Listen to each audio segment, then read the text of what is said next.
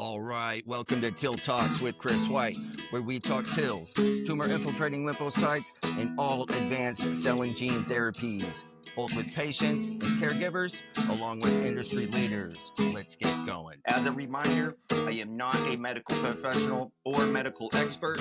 I am only a professional and expert on my story and my experience. If you are needing or seeking medical advice or assistance, please reach out to your care team. All right, what's up? What's up? Welcome back to another episode of TIL Talks with Chris White. Today, I have another very special guest with me. This is Tracy Ryan with NKore, and she has a very unique and specific story that I am super excited to help explain and share. I've talked a lot about TILs, CAR T, CRISPR, but never before had anybody that has come on here to talk about NK cells. And Tracy, based out of Los Angeles, that's her realm, that's her world, and her daughter Sophie is a recipient of NK cells. And before I try to get too much into it, Tracy, just please give like a 101 intro on who you are and what you do, and a little background on yourself and NKore, and give us the story about Sophie. You got it. First of all, thank you so much for having me. I'm really excited to be with you today. Our journey has been a 13-year journey with our daughter, Soph, who is now 13 years old, a little over. She was diagnosed with a low-grade brain tumor, just 8.5 months old. And this tumor was called an optic pathway glioma.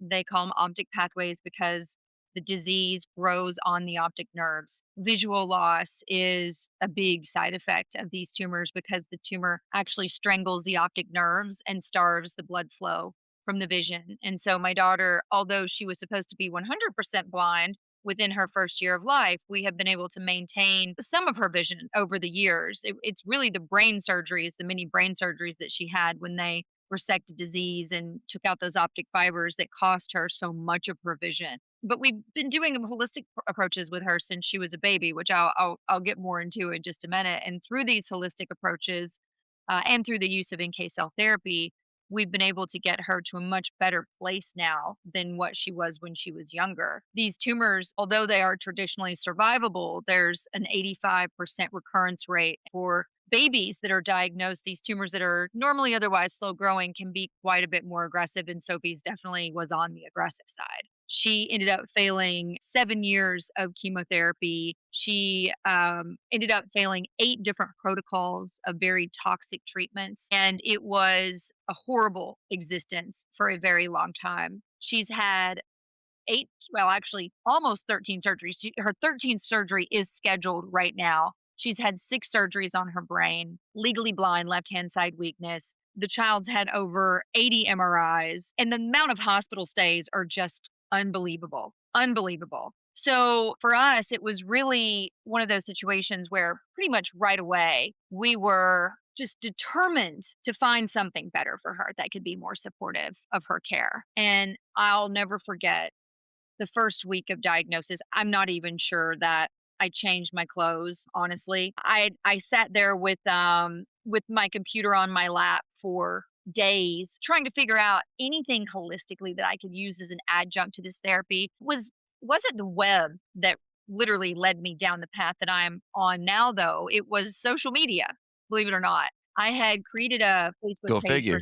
I know, right? I mean, you do have to be cautioned with social media, though. You can get a lot of really bad advice. There's a lot of Yeah. keyboard doctors on social Yeah. media. So you really have to make sure that if you decide to get that kind of information off Facebook, Instagram, TikTok, wherever you consume your social media, that you alternatively vet that information, which is what we did. We didn't just take this at face value. But wildly enough, I created a page for Sophie called Prayers for Sophie. And I was in a mommy group at the time. And these mothers saw that I'd created this page, and I put it up at like midnight. I'll never forget. By the next morning, there was over 1,000 followers already on the page. This little page was going viral. I hadn't even put a post up yet. But I had this cute little chubby baby, so fat and sweet and gorgeous, and just the most delightful little thing. And these wonderful moms that had wrapped their arms around me and were guiding me and helping me. And we were all up all hours of the night breastfeeding and pumping or doing what have you. And would be 4 o'clock in the morning and we'd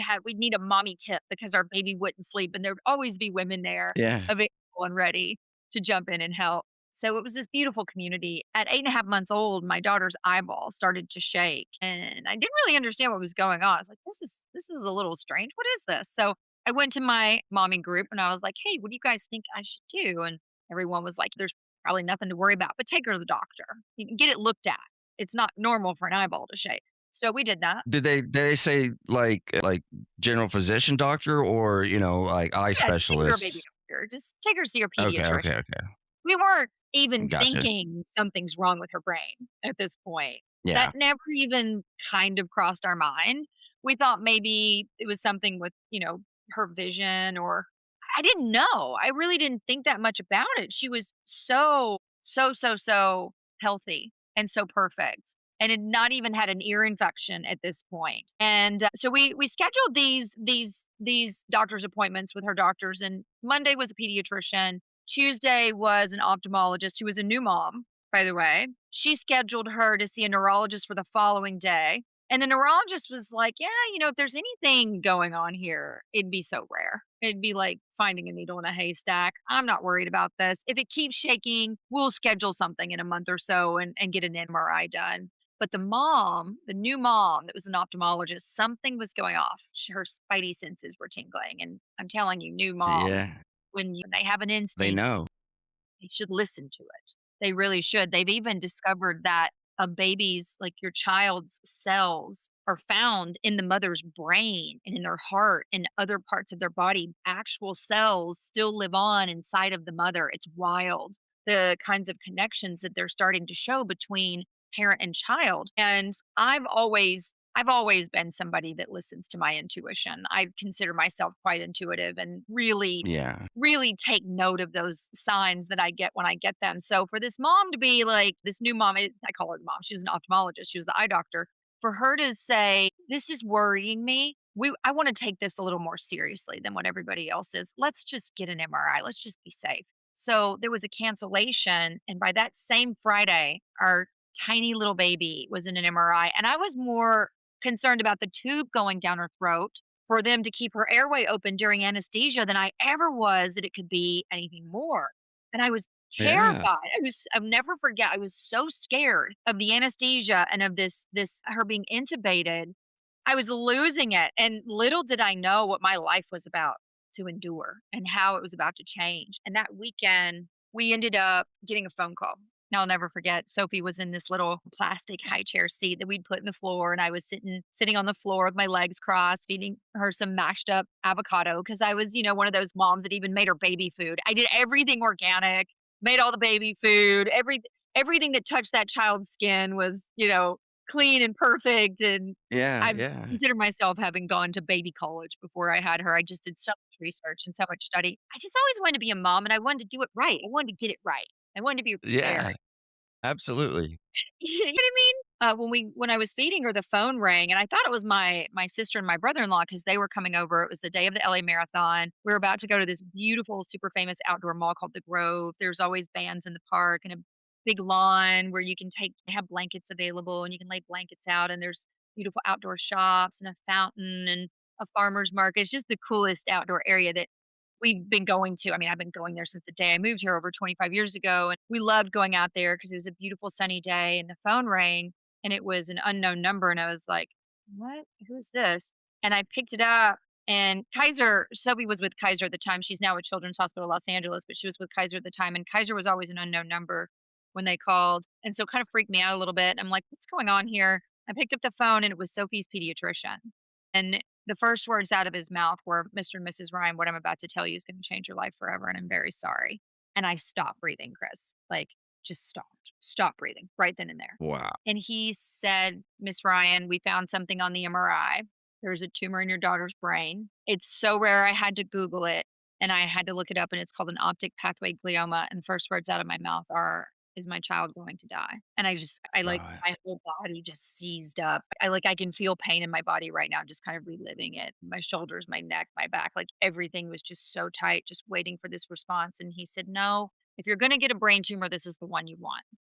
And I'm like, oh, well, great.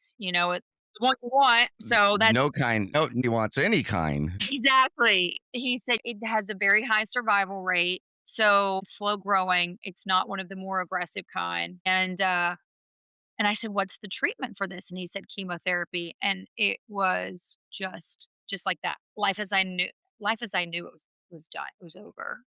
It was never gonna be the same. And Sophie's held right now at this time? 8.5 months old. 8.5. Not even a year old.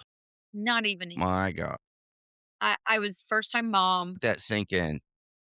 All I'd Oh ever my. wanted my whole life was to be a mom too. I even changed my career path so that I could be at home more. I was never gonna be a stay-at-home mom. I've always been very driven in my career. I've always been very focused on doing things that I love and I'm passionate about, but also making money. I'm an entrepreneur. I love employing other people. I love mentoring other young people and giving them careers that they can grow into and Right. then thrive past. So I was never going to be a stay-at-home mom, but I worked in feature films when I first came out here. I did like the Spider-Man series and Mission Impossible and Fast and the Furious, and I was always on set. I was always traveling.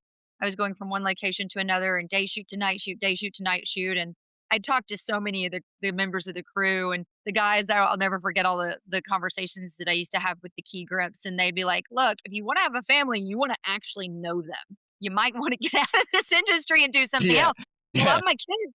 But I don't know my kids. I'm always on set. I'm always traveling. I'm always It's a transition. busy time. Yeah, it's a very, very busy type of career. And I moved out of film because of that. I had an incredible path that I could have taken and could have been very successful in feature films and decided that this isn't going to be for me. I need to do something else in order to be able to raise my child.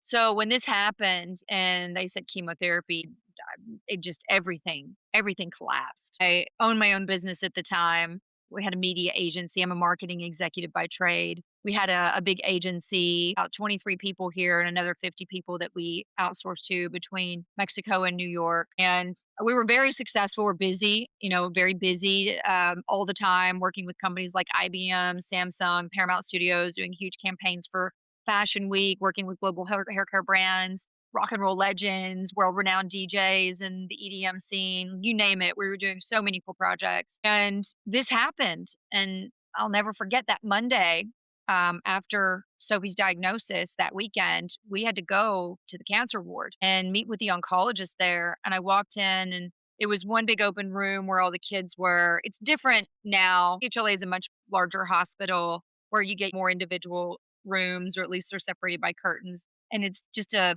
more specialized hospital in general. But this is the insurance that we had at the time because none of us were sick. We were all super healthy. And Yeah, Kaiser's you all about never expect it. prevention. Yeah, it was perfect for us. But that first day in there, I literally could not stop crying. Like I just couldn't, like it couldn't stop the tears from streaming down my face. I've got this tiny little baby in my arms and I'm seeing these other children and their skin and bones, Chris. They're skin and bones. They're throwing up. There was one child in there that was a teenager and they looked like a skeleton. I can't imagine that poor child survived the treatment they were on because they literally looked like a skeleton. And I'm sitting there going, this is what they're about to do to my daughter. They're about to Stuff. take these toxic chemicals that I had to wear gloves just to change her diaper, or her Right. excrement could have burned my skin. Like as soon as she went to the potty in her diaper, we had to change it. And we had to wear gloves every time to protect our own skin from the toxic chemo that was processing through her body. That's insane. I mean, it was crazy, and she literally survived. Well, so let me back up a little before I go into the brain surgery she had. Because of this Yeah. Facebook page, very quickly we got connected to the former talk show host Ricky Lake, who for my generation and your generation was a household name in the movie Hairspray, Afternoon iconic after character. yeah, afternoon hour. Exactly, exactly. Go Ricky, go Ricky. We call her Aunt Ricky now. But she found us through social media and she contacted us and we got put in touch with Abby Epstein, the director of the film. And I had a phone call with Abby, and Abby was telling me about this new documentary that they were filming using medical cannabis in children. Now, this was 13 years ago. This was before it was being talked about for epilepsy or being legalized Had across the any country. recreational usage anywhere. Well, we had medical in California, but no Yeah, recreational. 100% right. Medically, we could use it here, and medically, children could use it here, thankfully. But even with the state laws, they were still taking kids from their parents, even when they were doing everything right. And they were taking CPS was Child Protective Services was taking the children away from the homes, and the parents were having to fight legal battles in court. We've actually provided doctors before in the past when I worked more in cannabis than I did immunotherapy to help get these kids back to their parents, severely autistic children, children with horrific cancers, and cannabis was the only thing that was helping them. And they would still come and kidnap these children away from the homes because it was federally illegal. So thankfully, that didn't ever happen to us. And thankfully, we were surrounded by educators and by people who understood the plant far better than we did. We took this treatment to her doctors right away and we're like, look, this is who's bringing it to us. It didn't hurt that Ricky Lake was the name we dropped. They all knew who Ricky was, and they knew her to be a very well respected woman in the field of children. She had the movie The Business of Being Born, which was a documentary that I watched. I actually tried for a natural birth with Sophie. I made it 23 hours without, no, 24 hours without any drugs. And finally, I started having double Whoa. contractions and double vision, and I couldn't stand anymore. And I finally had to call for the epidural. Little did I know my child was almost 10 pounds. They were like, oh, yeah, she's going to be about 8 pounds. She was 9 pounds, 7.4 ounces. So it took me almost 3 days to get her out. And I did finally tap out and ask for that epidural, but I'd been awake for 2 days and had 24 hours of active labor in that time because I went into That's labor an right as I was intensive. going to sleep at like 2 o'clock in the morning the night. So I had not My been to God, bed. Yeah, it was brutal. Women are, let me tell you, that's women are intense. a lot stronger than we get credit for. A lot stronger. But, yeah, Absolutely. so we ended up taking this treatment to Sophie's oncologist. They looked into it. They even had more research to bring to us when we came back about the use of it in brain cancer, where there was efficacy that was being shown. And they said, listen, we can't find anything that worries us about this. We're going to go ahead and give you the green light to do this alongside the chemotherapy, especially since it's an adjunct. And so, because Sophie's tumor was slow growing, they allowed us a watch and wait period of 2.5 months because these tumors usually don't grow that fast. And in that time, that's when we started titrating our cannabis up. And Watch and wait. yeah, I mean, the weight was insane. But when you start with medical cannabis, you start very, very, very low, with a very low dose. And then over time, over a few days, you increase the dose. And a few days later, you increase the dose again. A few days later, you increase the dose again. And your body builds up a natural tolerance to it. So you don't feel that extreme psychoactivity. So we have worked Yeah. children and adults to extraordinarily high doses so high that if you were to take it just outright, you'd be in the ER, like no question. But because the Yeah. body has adaptability to it, then you don't feel it. You might feel a little warm and fuzziness, but that's it. You don't feel uncomfortable at all. And so we were working Sophie up on her dose and her eyeball stopped shaking. And I thought for sure that the universe had come to save me and God had given me this magical plant and everything was going to be fine and we were going to avoid chemotherapy and Sophie was going to be, world renowned for getting rid of a brain tumor with cannabis alone. But unfortunately, the tumor had hit a growth spurt and it had grown more towards the back of her brain. So it relieved some of the pressure around off of the optic nerve. And the news that we got when that MRI came back was just absolutely devastating. Sadly, they called me over the phone to tell me what was going on. And they said, fortunately, this tumor's gotten substantially larger. We're going to have to conduct a craniotomy and we're going to have to do brain surgery and we're going to have to get a sample of this and we're going to have to make sure it's not a higher grade tumor. And I said, well, what if it is a higher grade tumor? And over the phone, Chris, no hesitation. Yeah, that's what I was gonna say. Over the phone? Over the phone, they say, well, Miss Ryan, if it's a high grade tumor, your daughter won't live to see her second birthday. They said to me over the phone. I immediately got the worst case of vertigo I've ever had in my life because the muscles in my body seized up so fast that I dropped to my knees. My husband had just left to go to our agency and gone to work. I called him screaming. I was like, you've got to come home right now.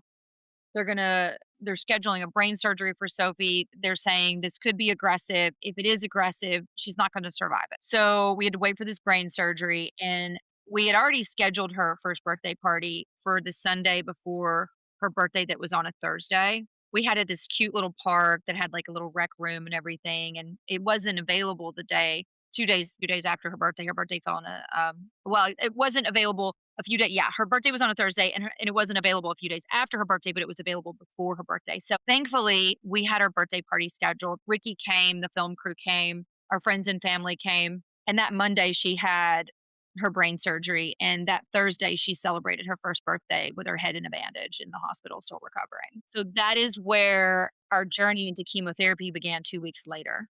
And that's all the time she had to recover from this resection that they did. And That's insane. they told us that there was 100% chance that she would be blind, completely blind within 1 year from that date because of how much the nerves were already A being hundred strained. percent chance. They were 100% they were chance. that confident. 100% chance because these tumors don't traditionally respond very well to treatment. So they're here thinking, okay, well, this isn't going to shrink that much.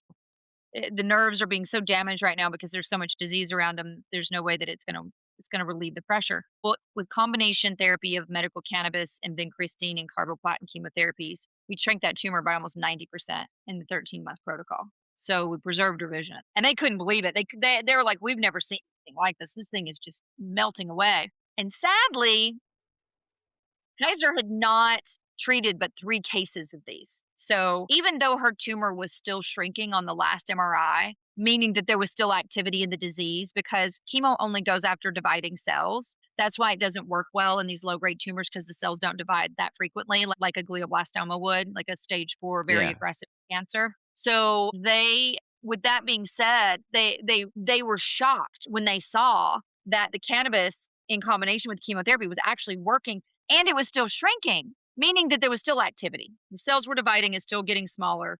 They stopped the protocol anyway. They followed the textbook.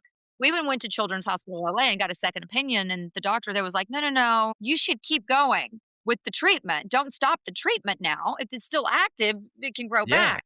Well, I'll be honest with you. We were naive. We were very naive. We're like, oh, but they said we can stop. So that means we can. That means they're right. And we don't want to put her on more chemo. And she's been in and out of the hospital so many times on this therapy. She'd had so many blood transfusions. She was so sick. She was so this protocol was so toxic. She was so sick. I mean, my husband and I had to take turns sleeping. It was I'd go one night and he'd go the next because if we didn't rotate nights with her to stay up with her, we wouldn't sleep because she was in so much pain and discomfort and she was vomiting and the diarrhea that we would never rest if we didn't sleep one night off Y each night, yeah, if every you other. didn't if somebody wasn't awake at all times with her. And if she slept during the day, we had to work. We had an agency we owned. We had a team that we were trying to run and a business that we were trying to grow on top of all this. So this went on for 7 years. The cannabis, we continued to use it. Sophie ended up getting seizures because of damage to her brain. She ended up having like 6 brain surgeries. And in this time, we continued to meet more and more people using cannabinoids. And we really became quite fascinated by the plant because of other things we were also seeing in our own daughter. For example, I mentioned she had to have a lot of blood transfusions when she was younger in that first protocol. Well, after 4 months of needing blood transfusions, she just stopped needing them. And that's not how the bone marrow works. You don't get to the point where you're so sick all the time, you need constant blood transfusions. And then one day you just don't need them anymore when you're continuing to get the toxic chemotherapy that's causing the need for the blood transfusions. But she just stopped needing them. Her marrow had repaired itself, or her body had become tolerant against this treatment.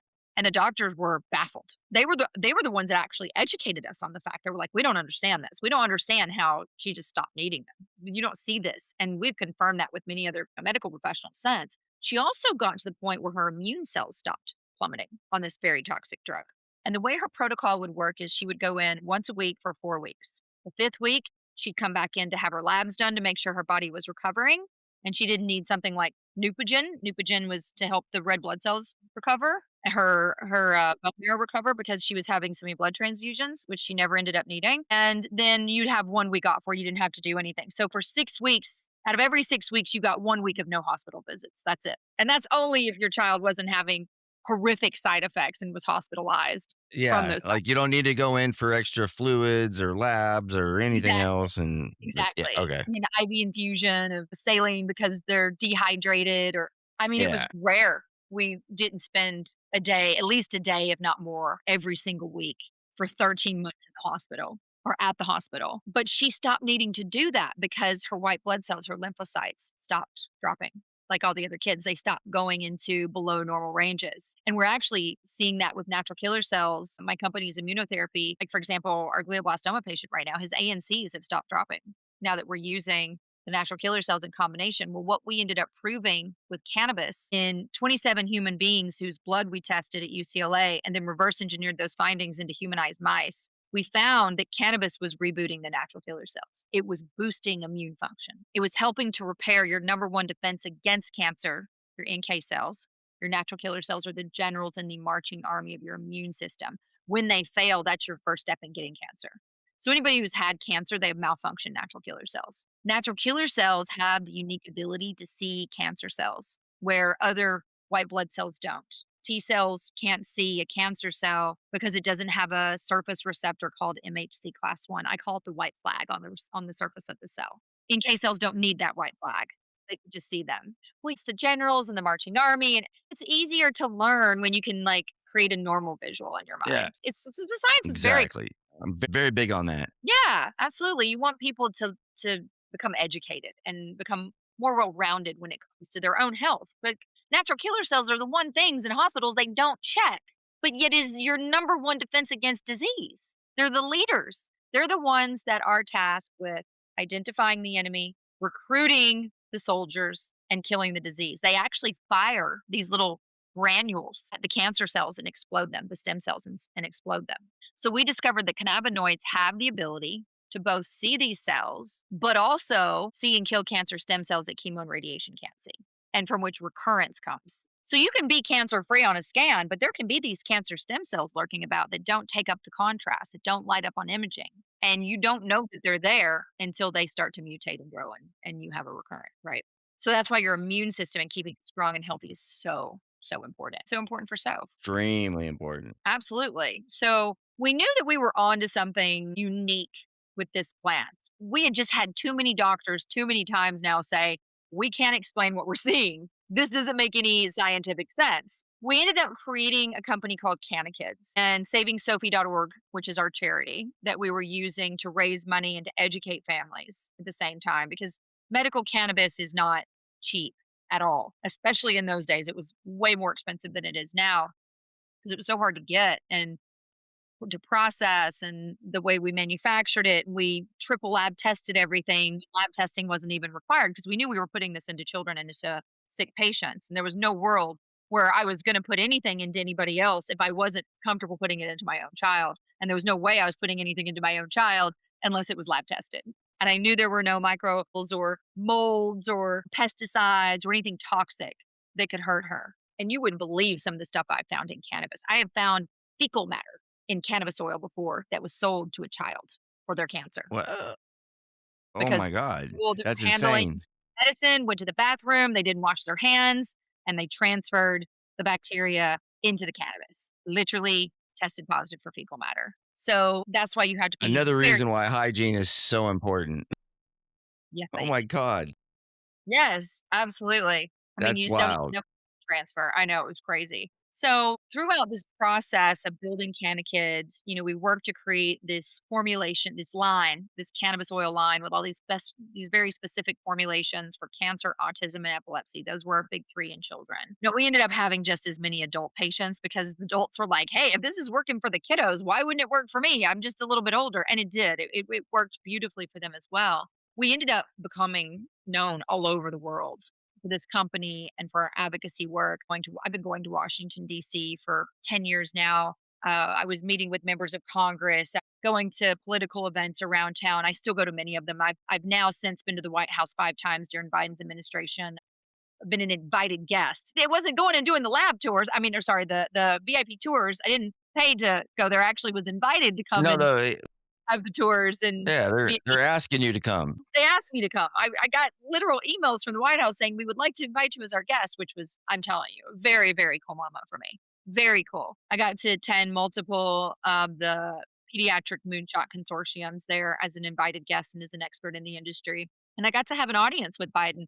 His son died of brain cancer. And so there was this really special moment that we shared because it was like a mom talking to a dad kind of thing. Yeah. This is what my daughter's gone through. I know what you've gone through, and here's what I'm trying to do to make sure we don't have to go through Nobody has to go through stuff like what we've had to go through before. So I've always been very involved in advocacy, moving the needle, trying to make a difference and helping people find better treatments. I mean, the fact that we are this many years into existence and we have this many advancements, we have dancing robots that can literally move just like a human and can come into our homes and do our chores and clean for us and give us any kind of information we want in the world. But cancer therapies are barely evolving, especially in kids, especially in children. It's When insane. treated, her It's therapies had insane. not been in 40 years. 40. So to end up in a situation where I've got this precious little baby and they're using something for her that they used 4 decades ago before cell phones were even invented, in my mind, was an absolute, complete, and total atrocity. I just wasn't going to stand for it. So, Canna Kids was such a passion project. It was so special to myself and to my husband and to my daughter. And we started speaking on stages all over the world. I ended up doing about 60 speaking engagements a year on average, advocating for this plant, sharing the patient stories, sharing how to use it effectively, sharing access to medical professionals so they get patients could get guided care. Because if you take it wrong, like I said, it can make you very uncomfortable. And you also need to Yeah. understand how to take it with other drugs. For example, morphine or Oxycontin. You don't want to take cannabis next to those because it will make them more potent. It will potentiate the effects of those drugs. And so there has to be spacing Right. that's done. Chemotherapies, you want to space them by several hours or half a day. Immunotherapies, there are immunotherapies you shouldn't use cannabis with. And making sure that you're not being counterintuitive in the use of the plant is important. Sophie became one of the more well-known children around the world, especially because of the Netflix documentary. National Geographic did a documentary on us. We had other smaller documentaries that were shot. We were on national television shows, the TV show The Doctors. We were on Fox and CNN and the Today Show, or clips from our documentary. I mean, PBS, you name it. We were everywhere with this plant. But for some reason, my daughter's tumor relentlessly kept growing. And that's when I look to Israel. Dr. Dedi Miri is one of the scientists that was in our documentary, world renowned cannabis scientist that focuses on cancer, autism, and epilepsy as well. And I really wanted him to try and help me figure out why were these strains not working in so. And as a long story short, what we discovered was it wasn't the cannabis that was the issue. It was that my daughter had no natural killer cells in her brain for the cannabis to activate. And the T cells could only do so much because he couldn't see the cancer like NK cells would, and there were no NK cells to activate. Yet from the neck down, her natural killer cell function was that of a healthy person. And that's where my business partner in NKore came into play, Dr. Anahit Jewett from UCLA. She's the one that discovered this when Israel was unable to help me advance science for my daughter. We advanced science for all kinds of other children and patients, which was very exciting, but it wasn't helping Soph. And when I found Anna and Dr. Jewett she was able to help me figure this out. That's when I exited the project in Israel. I sold my shares in it and I started focusing right here in my own backyard at UCLA, where this treatment came from. And And that's how when, old is Sophie at this time? at this point, it's 2018. So she was 5 years old, five and a half, Okay. probably almost 6 years old. It was I think it was in like February or March of 2018 when I met Dr. Jewett, and Sophie was born in 2012, in October of 2012. So when I started looking at her science and I started looking at all of her animal data and I started seeing all of these models, these cancers, breast, liver, lung, oral, colorectal, lymphomas, leukemias, pancreatic. And in these mice, she's reversing the disease. And these mice are as close to a human model as you can get. Like their immune systems are almost identical. They're pumping human blood. And we're seeing this reversal of disease in these mice. I'm like, I need to be a part of this. It just felt like the universe had guided me to her. There was a lot of really weird Yeah. random chains of events that led me to her. So that's when she and I decided to partner. That's when she did the study on the 27 patients and then made those discoveries in cannabis that she called some of the most profound discoveries to have been made. And I ended up being a patent holder on that patent with her as a co-inventor. I provided all the patients, I provided the dosing protocol, I provided the medicine, and she tracked the blood at UCLA. And then she did the animal work. Because we now knew that this cell type that is so critical to Sophie's survival and health was missing, that's when we said, okay, our worlds are colliding here. Let's do this together. Let's figure out how we can commercialize what you have. What I have isn't working for my child. Yeah. What you have could. And my daughter's always been patient number one for me. no matter what, I was always going to be focused on trying to save her life. But I wanted by doing so to help everyone else standing behind her. I love helping people. It is like a drug for me. 100%. I mean, watching people get well when they're so sick and to know you've had a hand in it, there is nothing. I've had wild careers. I used to run the largest nightclub in the country and throw the biggest spring break parties in the US. I used to fly airplanes. I worked on some of the biggest movie franchises in the world. I've had some really cool jobs, really cool. Nothing compares. Nothing compares to getting a phone call or seeing a scan from a patient and their cancer's going away and they should be dying. They should not be surviving this disease. There's nothing else like it. I mean, it That's just isn't. incredible. It's a Yeah. drug. That's my drug. So we now, all these years later, unfortunately, and very sadly, Dr. Jua passed away last year from a really nasty chronic disease that she wasn't able to beat, which was horrific for me. It was like losing a second mom. She saved my child from, they wanted to put my kid back on chemo at one point because the tumor started acting up again. And we were able to avoid it. And we've been able to avoid it. And now she's healthy. She's doing fantastic. She does have gut issues that we're battling because of all the years of chemotherapy, and it's a nightmare. But her brain tumor right now, we believe from what we're seeing, is crumbling from these therapies that we now have that we are using in patients through palliative care in another country. We're taking that data, that safety data, and we're using it for our FDA application that we're hoping to submit this year. We got to close some more funding. The environment out there is just, it's treacherous right now. So if Yeah. there's any investors out there, call me. But we've treated 9 Please patients do. now. I know, right? And we've given 23 infusions with 0 adverse events. We haven't had a single patient have a situation where they felt worse or had any kind of side effect from the treatment. They've had side effects, but they've been good. They felt better, their brain fog went Yeah. away, they could sleep through the night, their pain Positive resolved. side effects, All which positive. most people don't hear about. They're always hearing about the negative side effects. Nobody ever hears about the positive side effects. Exactly. Exactly. That's Exactly. incredible. Yeah, exactly. So that's what got us to this point in time today was this incredible roller coaster of ups and downs and highs and lows and cut poison burn, brain surgeries, body surgeries, eye surgeries, chemotherapies, clinical Yeah. trials, trial and error, just trying to find something that's going to work. What I've always tried to tell everybody is you don't know what you need to know until you need to know it.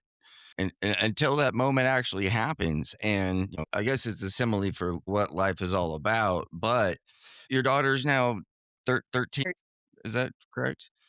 And I would say thriving. I'm such a positive soul. Everything's looking from what you've been explaining and telling me that the path that y'all have taken is the path that has been meant to be.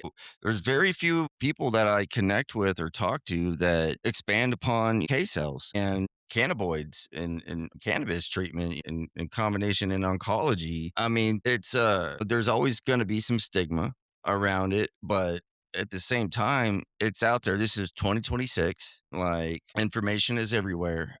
If you don't talk about it, how else is anybody going to know? Like, there's stimuli coming from every direction.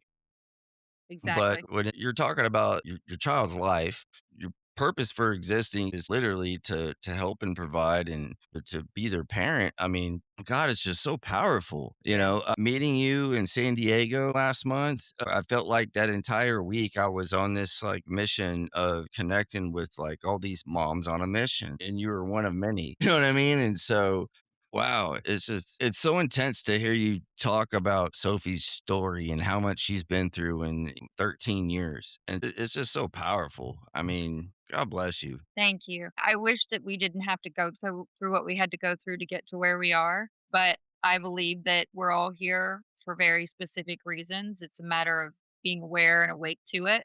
I really believe this is why I was given breath and that we signed up for this. There's been so many things along the way that have been these just miraculous coincidences, which I don't believe in coincidences. I think everything happens exactly how it's supposed to simply because it did. If I was supposed to endure anything else in my life was supposed to be easy breezy and chill and everything was supposed to be handed to me in a silver platter, it would have been. It's been the opposite of Right. that.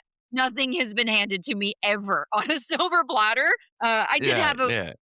childhood with, but for an extended amount of time, but even that was riddled with some trauma. So, you know, I just, I'm making the most out of this life I've been given. I really tried to accept what my path is, and I've tried to walk that path to the very best of my ability with as much grace and dignity as I could. But I've had to crawl on my belly, elbow style, like in the army.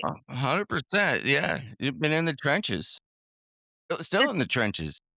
I'm not, it's not over. We're not done. I mean, she still has to have a horrible surgery on her leg where they have to break her ankle bones and fuse her foot straight. She's in the wheelchair all day at school because her foot drags so bad from this cyst that grew in the motor cortex. Her left arm doesn't work. I mean, her vision still comes and goes. There's cures for that coming, so we're optimistic that we'll get that fixed. We're still not out of the woods. The tumor's still in there. We're still trying to kill it. And I'm hopeful. I'm now more hopeful than I've ever been. She hasn't been on chemo since 2019. We're 7 years now Yeah. with toxic treatment, which I have to give kudos to us because I really don't know if she would be off therapy right now as relentless as this tumor is, and I don't know if she would have survived a whole lot more, to be honest. She was almost out of options. They were about to start recycling old chemos for her. It drives me nuts. It's wild to think that in today's time that that's what is suggested in terms of treatment for any patient of any age, like chemotherapy. Like, really? Like, seriously? Like, that'd be standard of care. It blows my mind. It's all backwards. You know what I'm saying? To me, chemo is a band-aid, and if you need it for a short period of time to help reduce some of the tumor burden, so you can get to the next therapy that you need to get to, or trial, or whatever it is, then use it. But as an end game, like, this 60-year-old treatment or therapy. So I know.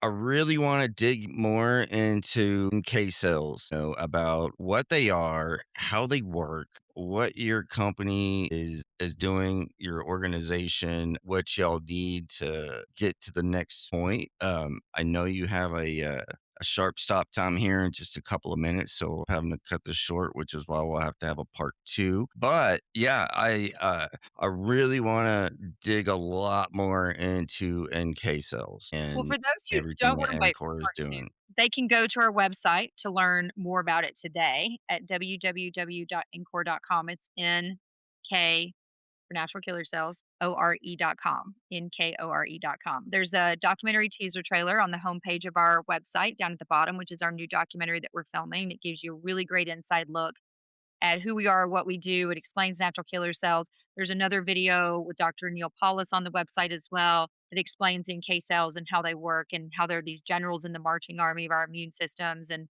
the role that they play in identifying cells that aren't supposed to be in our body and protecting us from cancer and many other immune related diseases, in fact. So there's a wealth of information there. You can contact me through the website at any time just by submitting a contact us form that comes directly to me.